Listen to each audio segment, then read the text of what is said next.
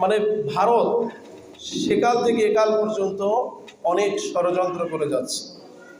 ওসমান হাদিকে কারা হত্যা করে? ওসমান হাদি কিন্তু সারাক্ষণ ভারতের আধিপত্যের বিরুদ্ধে লড়াই সংগ্রাম বক্তব্য দিয়ে গিয়েছিল। অনেক রাজনৈতিক পার্সন আছে, তাদেরকে কেন গুলি করলো না, টার্গেট করলো না? টার্গেট করলো ওসমান হাদিকে কেন? ওসমান হাদির একটাই ছিল যে বাংলাদেশের স্বাধীন সার্বভৌম ভূখণ্ড নিয়ে ভারত যেন এখানে কোনোভাবে নাক গলাইতে না পারে, এইটা কিন্তু ভারত সহ্য করতে পারে নাই। আর যে যারা হত্যা করেছে এ বেটাও কিন্তু ভারতে কি করছে, পলায়ন করছে, ঠিক কিনা বলে?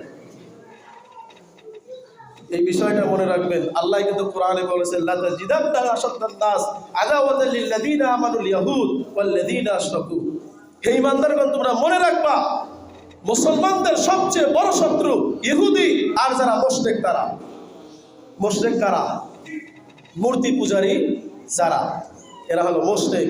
এই হিন্দুত্ববাদ এরা আমাদের চিরকাল শত্রু। এই বিষয়টা মাথায় রাখবেন, মনে রাখবেন। কোনো দিন মনে করবেন না যে ভারত আমাদের বন্ধু, তাহলে আপনি ভুলের মধ্যে বসবাস করতেছেন।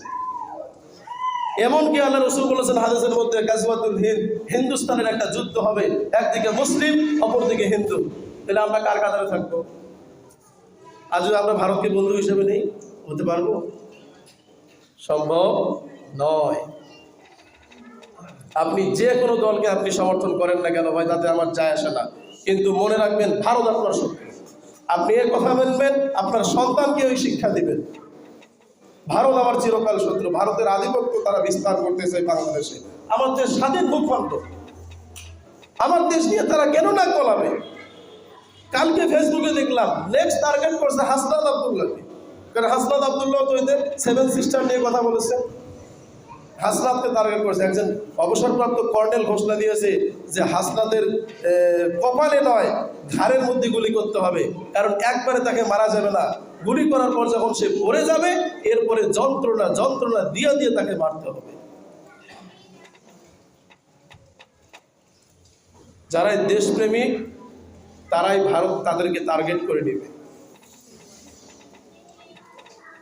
আল্লাহ সুবহানাহু ওয়া তাআলা প্রিয় শরীফ ওসমান হাদি ভাইকে